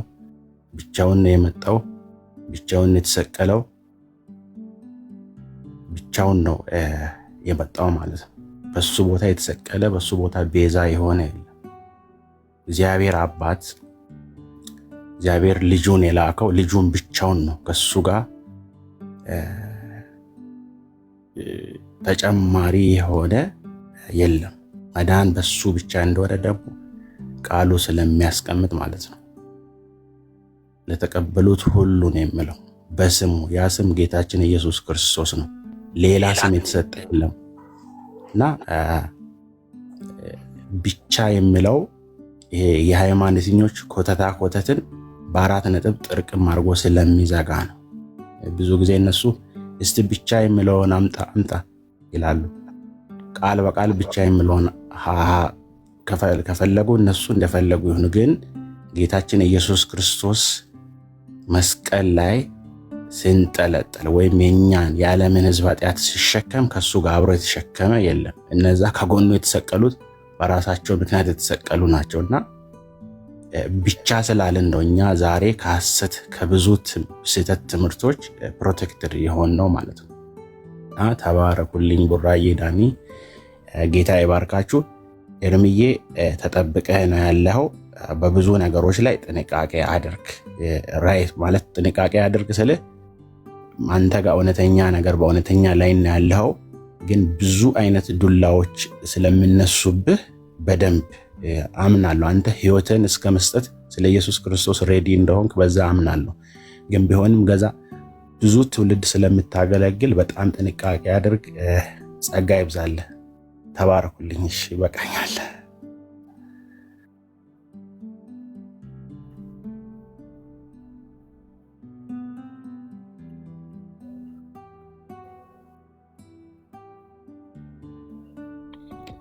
ኤርምዬ ጌታ ይባርክ። በጣም እኔም በጣም ነው የማከብር። ምክንያቱም ለእስራኤል ያለህ ልብ ከመጠን በላይ ከፍ ያለ ስለሆነ እስራኤልን በጣም ስለምትወድ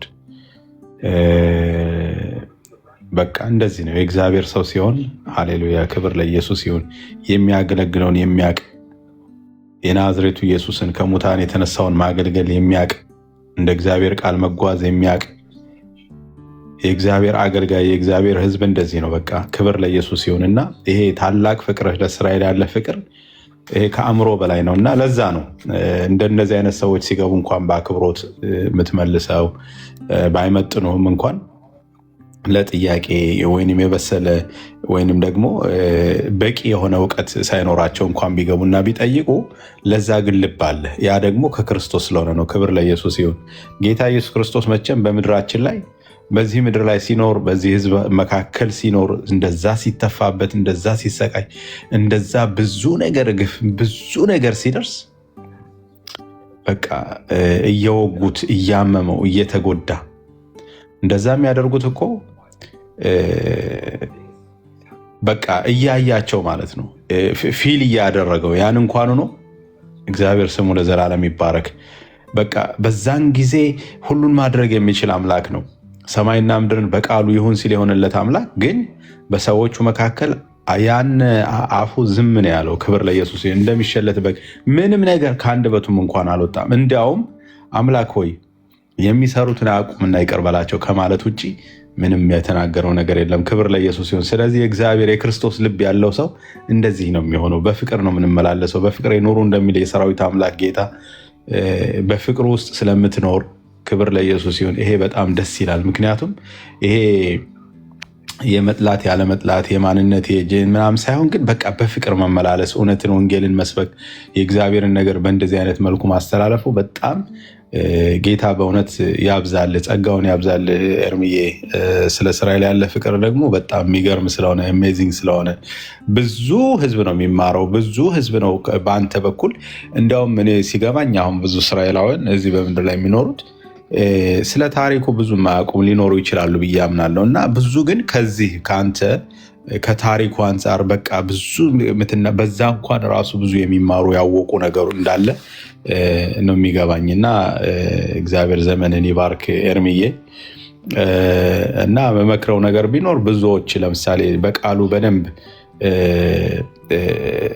ቃሉን በደንብ ያላወቁ እውቀት ያላቸው ሰዎች ከመጡ መሞገት ይችላሉ። ግን በቃ እንዲሁ እንዳጋጣሚ እየበረሩ ከገቡና ጥያቄ መጠየቅ የማይችሉ ወይንም ደግሞ እንዲሁ ለማዘናጋት ምናምን የሚሞክሩትን በቃ እንዲማሩ ማድረግ መልካም ነው። ምክንያቱም እንዲያደምጡ ማድረግ ጥሩ ነው። እንደዚህ አይነት ነገሮችን አንዳንድ ቀን ብታያቸው ጥሩ ነው ነው የምለው። ምክንያቱም መቼም ከአንድ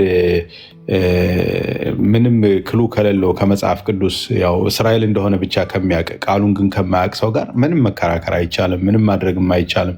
እንደዚህ አይነት ሰዎች መቀመጥና መስማት፣ ማድመጥ፣ መማር ብቻ ነው ያለባቸው ነው የምለው። እግዚአብሔር ዘመንህን ይባርክ። ቀጥሉ። ቴንኪው ወንድሜ ዮንዬ፣ ጸጋ ይብዛልህ። አንተም ከዛችው ምድር ሆነህ የሆነ የወንጌል እውነት ገብተዋል። እኔ እኮ ዝም ቢሉ አንዳንዶች በቃ የእውነት ለመናገር ይህ ህዝብ በብዙ ነገር ተሰድቧል፣ በብዙ ነገር እንትን ተብሏል። እና አሁን እንደገና ደግሞ ምንም መጽሐፍትን በማያውቁ ልጆች በሚባሉ እንደገና መጥቶ ማሰደብ እኮ ነው ራሱ። ምንድነው የአይሁዳውያንን እምነትንም እኮ ጭምር ማሰደብ እኮ ነው። እየዋሹ ማለት ምን ማለት ነው? ቅድም በእስራኤል አምላክ ስም ሰላምታ ሰጠኝ፣ አሜን አልኩት። ሳይደውል ደውያለሁ አለ፣ ሳይቀጥር ቀጥሬያለሁ አለ። እኔ ደግሞ ልጁ ቴዲ ስለምንደዋወል ደወልኩለት። በዚህ አሁን የእስራኤልን አምላክን ያከበረው እግዚአብሔርን አይደለም።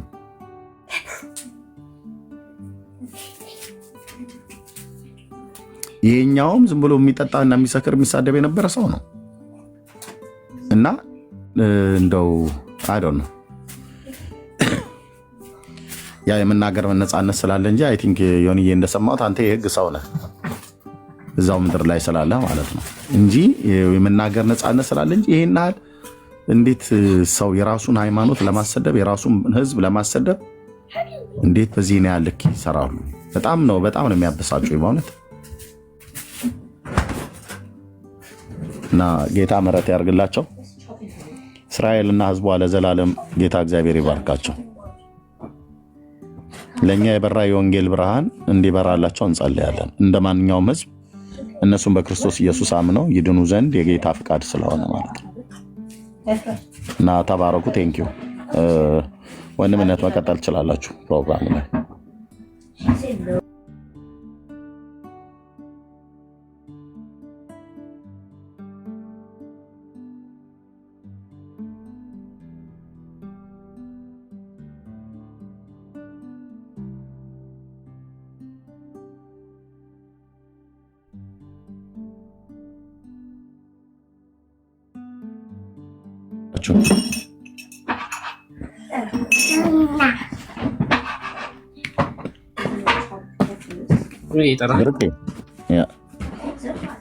ወንድምነት ስለሌለ ዳንዬ ስለሌለ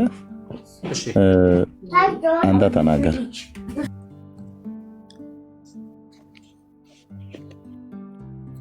እሺ ሮያል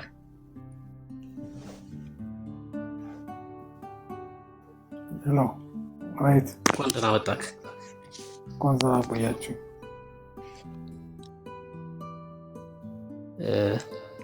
በርዕሱ ላይ ለመወያየት አይ እንኳን አጋጣሚ እንትን ነው በቃ ዝም የአጋጣሚ ነው ሪኩዌስት የላኩለት ስለ እስራኤል ምናምን ሲናገር ነበር መሰለኝ ኤርሚያስ አይደል? ግን ርዕሱም ደግሞ እምነት ብቻ ጸጋ ብቻ ኢየሱስ ብቻ የሚለው ባይዘወይ አሪፍ ርዕስ ነው። ግን እንትን ምንድነው ከእምነት ውጭ ማለት በእምነት ኢየሱስን እኛ አንቀበልም ወይ? እኛ መጀመሪያስ እንደገና ደግሞ ክርስቶስን ኢየሱስ ብቻ አይደለም ወይ እኛ አዳኝ የምንለው የሚል ነገር ይመጣብኛል ጊዜ። እኛ ሌላ እንላለን። ምድር ላይ ክርስቶስ አይደል መጥቶ ለእኛ ቤዛ የሆነው ሌላ ማን አለ አትሉማ? አሁን እኮ መጽሐፍቶቻችሁ የእናንተ እንደውም ከክርስቶስ ውጭ መዳን እንዳለ ነው የሚናገሩት ብሎ ያለ። አይ አሁን ለምሳሌ እንትን ይሄ ምንድነው እነዚህ መጽሐፍቶች እነዚህ ምንድነው አዋልድ ነው ምናምን የሚባሉት መጽሐፍቶች ምናምን ሳይሆን ለምሳሌ የመጀመሪያው ድህነት ስናገኝ ማለት ነው በክርስቶስ ኢየሱስ ነው ያገኘነው። በምንም ነገር በጸጋው ብቻ ነው የዳን ነው አይደለ? በክርስቶስ አይደለም እሱ ነው የሚያገኛችሁት፣ በጥምቀት ነው አገኘን ብላችሁ የምታምኑት። ኖ በክርስቶስ ኢየሱስ በጸጋው እኮ ነው ዳንን የምንለው እኛ እኮ በጸጋው ድነናል ነው የምንለው አይደለ እኮ። የእናንተ የኢትዮጵያ ኦርቶዶክስ የጥምቀት ስርዓት በ40 እና በ80 ቀን አይደል? አዎ በ40 እና በ80 ቀን ደግሞ ጌታን ማመን አትችልም። በጥምቀት በኩል ነው እንጂ ልጅነት አገኘን የምትሉት በእምነት አይደለም ማለት ነው። ኖ ግን ብዙ ጊዜ ትምህርቱ ላይ በጸጋው እንደዳንን ነው። ይሄ መጀመሪያው ኢኒሻል ሳልቬሽን የሚባለው በጸጋው እንደዳንን ነው። በኦርቶዶክስ ትምህርት ላይ ማቀው በጸጋው ድነናል ነው። ከዛ በኋላ ግን ጥምቀት ምናምን ያን ነገር የምንፈጽምበት ነው። ለምሳሌ ክርስቶስ ለመልበስ ትጠመቃለህ በሚባል ነው ትምህርቱንም ማቀው። ለምሳሌ ከዛ የተለየ አለ ወይ ነው የምልህ። አንተ ህይወት ላይ አፕላይ ሆኗል። አሁን አንተ አውቀዋለሁ የምትለው ትምህርት ለምሳሌ አምነህ ነው አንተ የተጠመቀው አውቀዋለሁ የምትለው ትምህርት ኖ ለምሳሌ እንደውም ብዙ ጊዜ መጠየቅ እፈልጋለሁ ይሄን ነገር እንኳን አነሳልኝ። ለምሳሌ በፕሮቴስታንት ደረጃ የጴንጤ ለምሳሌ ልጆች ማለት ነው እነዛ ህፃናት አይጠመቁም አይደል? አዎ። እና እንዴት ነው የሚሆነው? አሁን ምሳሌ ህፃን ልጅ አያርገውና ቢሞት ወይ ነገር ቢሆን በቃ ምንም ነገር አለመጠመቁ የሚያመጣው ለውጥ የለም? አዎ ምንም አያመጣም፣ ለውጥ አያመጣም። ምክንያቱም ለምሳሌ አንድ ህፃን ልጅ የኦርቶዶክስ ልጅ ሆኖ ለመወለድ ምንም ያደረገው ነገር የለም አይደል? አንድ ህፃን ልጅ ደግሞ የሙስሊም ልጅ ሆኖ ለመወለድ ምንም ከሱ ያደረገው ነገር የለም አይደል? የኦርቶዶክሱ ልጅ ከኦርቶዶክስ ቤተሰብ በመወለዱ ብቻ ውሃ ነክቶት የሚድን ከሆነ የጴንጤውና የሙስሊሙ ልጅ ደግሞ የጴንጤና የሙስሊም ልጅ በመሆኑ ብቻ ውሃ ስላልነካው ሲኦል የሚገባ ከሆነ ይሄ ህፃን ምን ማድረግ ይችላል? ወንጌልን ሰምቶ አልተቃወመም። ቤተሰቦቹ ኦርቶዶክስ ባለመሆናቸው ብቻ ነው ሲኦል የሚገባ ያለው ማለት ነው። ስለዚህ ነገር መጽሐፍ ቅዱስ ምን ይላል ነው እኛ የሚለው የምንመለከተው። የኦርቶዶክስም ልጅ ይሁን የሙስሊም የጴንጤ ልጅ ወንጌሉን ሰምቶ መቃወም እስካልደረሰ ድረስ ሲኦል ይገባል ብለን አናምንም። እኛ የኦርቶዶክስ ስለሆነ አይደለም፣ የማንኛውም ልጅ ማስተዋል እስካልቻለ ድረስ ወንጌልን ሰምቶ እስካልተቃወመ ድረስ ጌታ ህፃናት ወደ እኔ ይምጡ አትከልክሏቸው ስላለ እና ደግሞ መንግስት ሰማያት እንደነዚህ ላሉት እናትና ስላለ እኛ እንደዚህ ብለን እናምናለን። እኔም ከዚህ የተለየ አመለካከት የለኝም። ምክንያቱም ለምሳሌ የህፃን ልጅ ምንም ነገር ማመዛዘን አይችልም፣ ፈጣሪው መቃወም አይችልም፣ ወንጌልን መቃወም አይችልም። ስለዚህ ፈጣሪ እሱ ላይ ምንም አይነት ዲሲሽን የሚወስድበት አይደለም። ስለዚህ በህፃናቶች በኩል ተዋቸው ወደ እኔ ይምጡ ባለው መሰረት የክርስቶስ የጴንጤም ልጅ ሆነ የምንም ልጅ የኦርቶዶክስም ልጅ ቢሆን ስለዚህ አሁን ምሳሌ ኦርቶዶክስ በዛ ሰዓት ብታስጠምቅ ያንን ህፃን ልጅ ክፋቱ ምንድን ነው ታዲያ? የለውም እኮ አሁን ክፋት አለው ሳይሆን ክፋት የሚሆነው ማስጠመቋ ሳይሆን በመጠመቁ ኔዳ ነው ብላ ማስተማሯ ነው ክፋት የሚሆነው እንጂ ወስዳ ማስጠመቋን ታስጠምቅ። ግን በዛ በኩል ነው የእግዚአብሔር ልጅነት የሚያገኘው የህፃን ልጅ ስትል ግን መጽሐፍ ቅዱሳዊ ማስረጃ ስጡን እንላቸዋለን። መጽሐፍ ቅዱሳዊ ማስረጃ ስለሌለው ማለት ነው።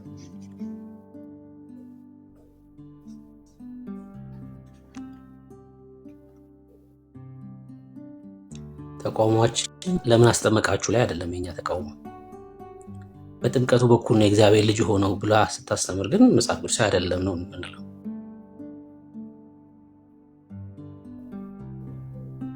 አለ ሮያል እንዴት በጥምቀቱ ለምን አስጠመቃችሁ? ልጅነት የሚገኘው በጥምቀቱ ነው ስትል ነው ችግሩ ነው የምትለው አንተ? እንጂ ለምን አስጠመቃችሁ? ለምን በቃ እሱ ችግር የለውም ያስጠምቁ።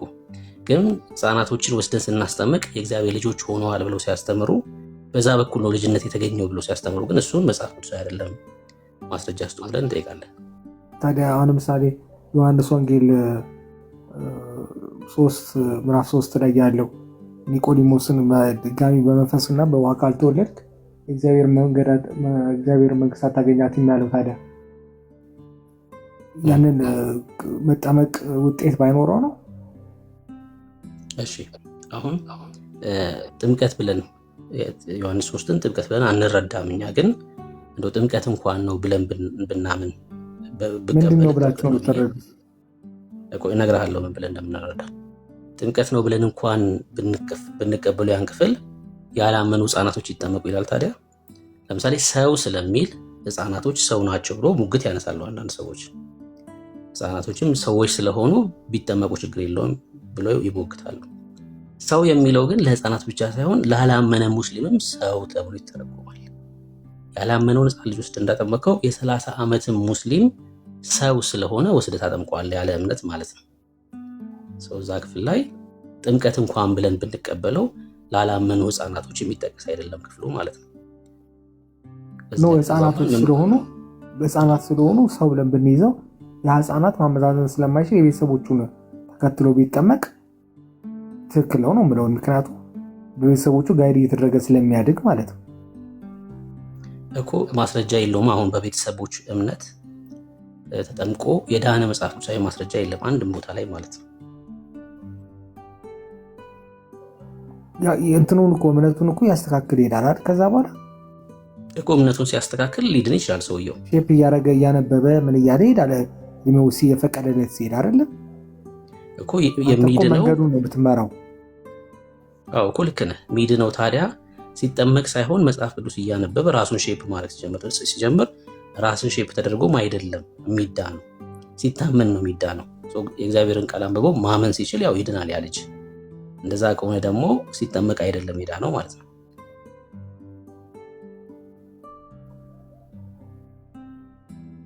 ሲጠመቅ አልዳነም። ያ ሰው ያ ልጅ እያነበበ ወደፊት በሚያመጣው ለውጥ ነው የሚድነው ነው የምትለኝ?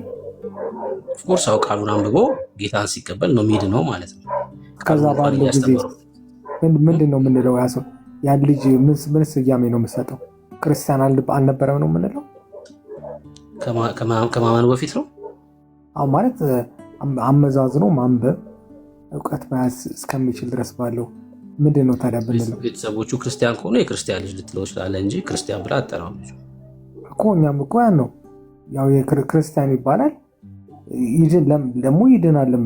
ምክንያቱም በእምነት አሁን አንተ ልጁን ክርስቲያን ይባላል አልከኝ። አሁን ክርስቲያን ይባላል ልጁ አላልኩም። የክርስቲያን ልጅ ተብሎ ሊጠራ ይችላል እንጂ ልጁ ክርስቲያን ተብሎ አይጠራም። እንደነገርኩህ አሁን ለምሳሌ በመሀል ቢሞት ምንም ኤክሰፕሽናል ኬስ ተብሎ ነው የሚታየው ማለት ነው። ኦፍ ኮርስ ቅድም እንዳልኩ በመሀል ቢሞት ለምሳሌ ቆይ አንድ ነገር ላሳይ። ለምሳሌ አማዞን ጫካ ውስጥ ያሉ ሰዎች አሉ አይደል? ወንጌል የሚባል ሰምቶ ማያውቁ ሰዎች፣ ጭራሽ አምላክ ስለመኖሩ እንኳን ማያውቁ መጽሐፍ ቅዱስ ያልተሰበካቸው ሰዎች አሉ። እነዛ ሰዎች እንዴት የሚዳኑ ይመስላል? ያው በጸጋው ነው የሚድኑት። ወንጌል አልሰሙም እኮ። ግን በጸጋው ነው ስለፈጠራቸው ያድናቸዋል። ሁሉም ይድናለው አባባሌ። እነዚህ ሰዎች ያው ገና ለገና አላነበቡም ብለን አይድኑም ብለን ማለት አንችልም። ለምሳሌ የአእምሮ በሽተኞች አሉ፣ ብዙ ነገሮች ብዙ አሉ። እነዛ ሰዎች ታዲያ አይድኑም ልንላቸው እንችላለን? የአእምሮ በሽተኞች እነሱ ለብቻ ካታጎራይዝድ ይደረጋሉ። የአእምሮ ማስተዋል የማይችሉ ሰዎች ማለት ነው። ቃሉን ሰምተው ማመዛዘን የማይችሉ ሰዎች ከህፃናቶች የተለዩ አይደሉም እነሱ። እነዚህ ግን በስርዓት ማመዛዘን የሚችሉ ሰዎች ነው። ግን ወንጌል ስላልተሰበካቸው ያላመኑ ሰዎች፣ ሂዶ ማንም ሰው ያልሰበካቸው ሰዎች እነሱ እንዴት ይሆናሉ? እነሱ ፍርድ ይሰጣቸዋል ማለት ነው። ማንበብ የቻሉ አላነበቡም በሚል አዎ ስለነሱ ማየ የእግዚአብሔር ቃል ተጽፏል በሮሜ መጽሐፍ ምዕራፍ 2 ላይ ለእንደዛ አይነት ሰዎች እነሱ ለራሳቸው ህግ ናቸው ይላል። ህገ ልቦና ለምሳሌ ከሙሴ በፊት ህግ አልነበረ ማለት እግዚአብሔር በኖህ ዘመን ህግ አልሰጠም አይደል? ይሄ አትስረቅ ትእዛዛቱም ማለት ነው። ነገር ግን ኖህ ደግሞም ሄኖክ አካሄዳቸውን ከእግዚአብሔር ጋር አድርገዋል። ህግ እኮ አልነበረም እኮ። በዛ አመፀኛ ትውልድ መካከል ምን አድርገዋል? አካሄዳቸውን ከእግዚአብሔር ጋር ህገ ልቦና ማለት ነው። የህሊና ፍርድ ላይፍ ኢዝ ጉድ። ይህን ደግሞ ሮሜ መጽሐፍ ምዕራፍ 12 ላይ ምን ይላል መሰለህ? ቁጥር 12 ያለ ህግ ኃጢአት ያደረጉ ሁሉ ያለ ህግ ደግሞ ይጠፋሉ። ህግ ሳላቸው ኃጢአት ያደረጉ ሁሉ ደግሞ በህግ ይፈረድባቸዋል። ያለ ህግ ኃጢአት ያደረጉ በህግ ይጠፋሉ። ያለ ህግ ኃጢአት ያደረጉ ሁሉ ያለ ህግ ይጠፋሉ። ህግም ሳላቸው ኃጢአት ያደረጉ የኪዳኑ ሰዎች ማለት ነው ሁሉ በህግ ይፈረድባቸዋል። በእግዚአብሔር ፊት ህግን የሚያደርጉ ይጸድቃሉ እንጂ ህግን የሚሰሙ ጻድቃን አይደሉም። ህግ የሌላቸው አሕዛብ ከባህሪያቸው የህግን ትእዛዝ ሲያደርጉ እነዚያ ህግ ባይኖራቸው እንኳን ለራሳቸው ህግ ናቸውና ይላል። አየህ፣ ህግ የሌላቸው አሕዛብ ከባህሪያቸው የህግን ትእዛዝ ሲያደርጉ አየህ፣ ህገ ልቦና አለ ማለት ነው። አንዳንዱ በአመፅ ውስጥ ይኖራል፣ አንዳንዱ ደግሞ አካሄዱን ከእግዚአብሔር ጋር ያደርጋል። ህግ እኮ ይላል አልሰጣቸውም እኮ ልክ እንደነ ኖህ ማለት ነው። እነዛ ሰዎችም በዛ ይጠየቃሉ። ለምሳሌ በቀደመው ኪዳን ውስጥ እግዚአብሔር ለእስራኤል ህዝብ ኪዳን ሲሰጥ እንመለከታለን። ብዙ አገራት ደግሞ ከእስራኤል ውጭ ያሉት ይሄ ህግ አልነበራቸውም። ለዛ ነው እኮ ምን ይላል መሰለን? ቅዱሱ መንፈስ ለመንፈሳችሁ ይመሰክርላችኋል ይላል። አሁን አንዳንድ ሰው መንፈሱ ምን ይለዋል? ሲኦል ነው የምገባው ይልሃል፣ ይከስሃል። አይፋታም እኮ ህሊና ማለት የማይፋታ ነው። ልክ ስትበድል በቃ ይወቅስሃል፣ ወቀሳ አለብህ፣ እረፍት ይነሳሃል። እሱ ማለት እኮ ነው እሱ ማለት ነው። እና በክርስቶስ ኢየሱስ አንጻር ነው ከምትሰራው ስራ። ለምሳሌ አንተ ውሎን ታውቀዋለህ፣ የምታደርገውን ድርጊት ታውቃለህ። አሁን ለምሳሌ እኔ ልንገር፣ አሁን ለምሳሌ ዛሬ ሳምስታግ ነው፣ ይቅርታ ቅዳሜ ነው ማለት ነው። አሁን ዛሬ ብዙ ጊዜ የት እንደማሳለፍ አውቀዋለሁ እኔ፣ ገብቶሃል? እና የምታሳልፍበት ቦታ፣ የምትውልበት የምታመሽበት ቦታ ታውቀዋለህ። እና ከዛ ቦታ ውለህ ምን ጥሩ ነገር እንደማታተርፍ ታውቀዋለህ። እና ለፈጣሪ ጋር ያለን ኮሚኒኬሽን ራሱ እንደሚያረቅ ታውቀዋለህ ያ ቦታ። ግን ለምሳሌ አሁን ለምሳሌ እኔ ምን አደረኩ መሰለህ እንጂ እስቲ አሁን ለምሳሌ ብዙ ጓደኞች ምናምን ሁሉ ጊዜ ፕሮግራም አድርገን ስለምንሄድ አሁን ምን አደረኩ መሰለህ ዛሬ እስቲ መጽሐፍ ቅዱስ የማቴዎስ ወንጌል ላንብበው ውስጥ ልጀምረው ብዬ ገባ። አንዳንድ ያለ አይደል ህሊና ጋር የምትታረቀው ነገር ከዛ ጀመርኩና እንትን ነው አይደለም ስለ ክርስቶስ የዘር ሐረግ ነው አይደል የሚጀምረው ማቴዎስ ላይ። እና ዝም ብዬ አነበብኩኝ። ገብቷል? ለምሳሌ ወደዛ ከመሄድ እስቲ አንዳንድ ህሊና እንግዲህ አሁን አንተ የምትለኝ የምንድነው ህገ ህሊና የምትለው ይሄ ውስጥህን የሚቆረቁረን ነገር ወደ አንተ ደግሞ ራስ የምታሻሽለው ነገር ማለት ነው። እና በዛ መልኩ እንትን አልኩትኝ። ገባ? ዛሬ ራሴ ወደዛ ሂድ የሚለኝ መንፈስ ራሴ በቃ ከህሊናዬ ጋር እንትን አልኩኝ። በቃ ሞገትኩት ህሊናዬ እስቲ እንደዚህ በሚል ራሴን ደግሞ ልግራው አይነት ነገር ማለት ነው። እና ይህ እንደዚህ አይነት ህገ ህሊናዎች ይኖራሉ ብዬ አስባለሁ። ግን እነዚህ ደግሞ በማንበብ በእውቀት ሲደገፉ አሪፍ ነው የሚሆኑት። እኔ አንድ ነገር የተማርኩት ነገር ምንድን ነው? ማንበብ በቃ ስናነብ ኖርማሊ እንትን አይደለም። ብዙ ጊዜ ሳስበው ፕሮቴስታንት የመሆንና ያለመሆን ካቶሊክ እና ኦርቶዶክስ የመሆንና ያለመሆን ጉዳይ ሳይሆን ከማንበብ በጣም ትርፋማ ያደርጋል። በጣም ይለወጣል የሰው ልጅ። እኔ ባለፈውም ተናቅቶ የሚያስን አመሰግነዋለሁ ለጊዜ ያልኩት ለምን መሰለህ? በቃ ምንም ነገር እኔ አሁን ፕሮቴስታንት ሆናለሁ ወይ ጴንጤ ሆናለሁ ወይ ሌላ ነገር ካቶሊክ በሚል አይደለም። እኔ ከማንበብ በጣም ለውጥ አገኘሁኝ። ይገርማል። አሁን ነገርኩ ዛሬ በጣም መወዳት ቀን ነች ዛሬ። አናልፈውም ጓደኞቼ ጋር ተያይዘ ምናምን የምንሄድበት ቀን ነውና አንዳንዴ ገባ ራስን የምትገዛበትን መንገድ ይፈጥርልሃል። ማንበብ ማለት ነው እውቀት ነው። ለራስ ብለህ ነው የምታነበው እንጂ ለሃይማኖት ብለህ አታነብም።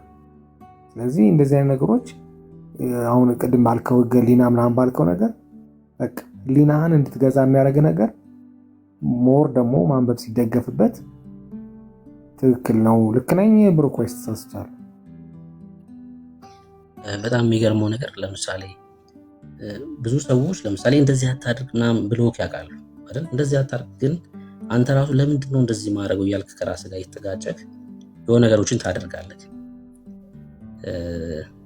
የእግዚአብሔርን ቃል ስታነብ ለውጥ አየሁኝ፣ የሆነ መገራት ነገር በራሴ ላይ ለውጥ አየዋልክና የእግዚአብሔር ቃል በጣም እኮ ነው የሚገርመው። ሰዎችን ሁሉ የሚያድን የእግዚአብሔር ጸጋ ተገልጧል ቲቶ ላይ ማለት ነውና የተናገርከው ነገር በጣም ስለወደድኩ ስለገዛኝ ነው። በጣም ትክክል ስለሆነ ነው። ቲቶ 2 ላይ ጳውሎስ ሰዎችን ሁሉ የሚያድን የእግዚአብሔር ጸጋ ተገልጧልና ይህም ጸጋ ኃጢአተኝነትና ዓለማዊ ምኞትን ክደን የተባረከውን ተስፋችን እርሱም የታላቁን የአምላካችንና የመድኃኒታችን የኢየሱስ ክርስቶስን ክብር መገለጥ እየጠበቅን ራሳችን በመግዛት በጽድቅ እግዚአብሔርን በመምሰል በአሁኑ ዘመን እንድንኖር ያስተምረናል ይላልና የእግዚአብሔር ቃል እንደዚህ ነው። በቃ ሼፕ እያደረገ ይሄዳል። በቃ የሆነ ነገር ያስቸገረንን በህይወታችን የረበሸንን ነገር እየቆረጠልን ራሳችን እስክንገረም ድረስ አዲስ ማንነት በራሳችን ሰዎች እስኪገረሙ ድረስ ማለት ነውና እሱን ነው እየተናገርክ የነበረው። በቃ የእግዚአብሔር ቃል ይሰራል። እንደዚህ ነው በቃ የሚሰራ ስለሆነ ማለት ነውና በጣም ነው ደስ ያለኝ። በቃ በጣም ነው ደስ ያለኝ። ቀጥል ሮያል። በቃ እንትን በራስህ የምታመጣውን ለውጥ ለምሳሌ አንዳንድ ጊዜ አንዳንድ ነገሮች ላይ ስትሰራ ለምሳሌ የሆነ ፕሮጀክት ሊሆን ይችላል ምናምን ዴይ 1 ዴይ 2 ዴይ 3 እያልክ ትጽፋለህ አይደል? ልክ እንደዛው አንተ ባይብል ማንበብ ከጀመርኩ ምንም ማላቅ ሰው ከጀመርኩ ምን ለውጥ አመጣው? አሁን እዚህ ጋር ወደ ጎን የምታረገው እንግዲህ ሪሊጅን የሚባለው ነገር ወደ ጎን ታረገዋለህ። ከዛ በኋላ አንተ ማንበብ ግን ምን ለውጥ አመጣልኝ የሚለውን ነገር ወደፊት መሄድ ያለብህ እሱ ላይ ተመረኮስክ ነው። ምክንያቱም ለውጥ ካመጣልህ አየህ የባከኑ ጊዜዎች ከኋላ አሉ ማለት ነው። እነዚያ የባከኑ ጊዜዎች አንተ ራስን የጎዳበት ጊዜ ካለማንበብ ራስን ያጣቸው ነገሮች ሲመጡብህ ከዛ ምንድነው የምታደርገው? አንተ ሰው ወደ ጥቅሙ ነው አይደል ጊዜ ወደፊት የሚሄደው። ስለዚህ አንተ የምትጠቀምከውን ነገር ወደፊት ማየት በቃ ካሁን በኋላ ይሄ ነገር ለካ ጥቅማለሁ። ስለዚህ ይሄን ነገር የሆነ የሚሟገት ነገርስ ቢመጣ ወደኋላ የሚጎትት ነገር እንኳን ቢመጣ ነው ይሄ ለውጥ እያመጣሁበት አይደል እንዴ ያልኩ ያንን ነገር ወደፊት ስትራመድ አንድ ስፔሻሊ አንድ ለውጥ ታመጣለህ። ያ ለውጥ ታዲያ በህይወትህ አንድ መርህ ይሰጣል ማለት ነው። ሁሉ ጊዜም ቢሆን አንተ በአንድ ነገር አንድ ጠብታ የሆነች ነገር ላይ ለዘመናት ጠብ እያለች ብትቆይ ያ ቦታ ይጎረጉዳል ወይ ደግሞ አንድ ያ በርሜል ይሞላል። ስለዚህ መጽሐፍን ማንበብ በእውነት ጥቅም አለው። መጽሐፍ ብናነብ ሁላችንም ማለት ኖርማሊ ማንበብ እኔ በራሴ አየሁትኝ እኮ በትንሽ ጊዜ ደግሞ እንትን መሆን አለብህ። እንደዚህ ሌላ ነገር ሱሰኛ እንደምንሆነው ለማንበብ ሱሰኛ መሆን አለብህ። በቃ ዛሬ 1-2 ፔጅ ብታነብ ነገ 3 ፔጅ እያነበብክ ለውጥ ማምጣት። ታዲያ ዝም ብሎ ማንበብ አይደለም ብታነበው አዲስ ዘመን ጋዜጣ አይደለም ሀገር ቤት እንደነበረው። ስታነበው ደግሞ ከውስጥ እንዲገባ መጀመሪያ እግዚአብሔርን ጠይቀህ አምላኬ ውስጥ ይሄን ነገር ግለጽልኝ ምናምን ብለህ ከዛ በኋላ ያቺ ያነበብካትን ነገር ደግሞ በልብ እያሰላሰልካት ትይዛለህ። ከዛ በኋላ ያነበብከው ነገር ውስጥ ሲቀር በምን ታውቀዋለህ መሰለህ? ኖርማሊ ብሄርህ እየተቀየረ ይመጣል። አንተ መጥፎ ነገር ተናጋሪ ከሆንክ ሀት ከሆነ በጣም በየቦታው ገብተህ የምትጫጫ አይነት ምናምን ሰው ከሆነ በረድ ትላለህ። ምንድነው አሁን እየሰራ መጣ ማለት ነው። ሜዲሲን አንተ መድኃኒት ስትወስድ መድኃኒቱ ኢሚዲየትሊ እንደወሰድከው አይደለም መፍትሄ የሚሰጥ። ልክ መድኃኒቱ እንደወሰድከው ከዛ በኋላ ትንሽ እየቆየ ነው በደም ስሮች ሲሰረጫጭ ከዛ በኋላ ወደ ሕክምናው ወደ ጤንነት እየወሰደ የሚሄደው። በአንድ ቀን የሚያድን ነገር የለም፣ ግን ቀስ እያለ ነው በሂደት ነው። ስለዚህ መጽሐፍ ማንበቡ በጣም ወሳኝነት እንዳለው ተረድቻለሁ። ታነባለህ። ከዛ በኋላ ስታነብ እግዚአብሔር መንፈስ ነው፣ ይለውጥሃል። ቀስ እያለ ውስጥ ይገባል፣ ደስታ ይሰጥሃል፣ ማንነትን ራስ ትጠይቃለህ። ከዛ በኋላ የጸባይ ለውጥህን ታያለህ። ከዛ በኋላ ደግሞ ይህ ነገር ለካ መቀጠል አለብኝ ትላለህ እና ከማንበብ ይህን አገኘው ላለው ብሩክ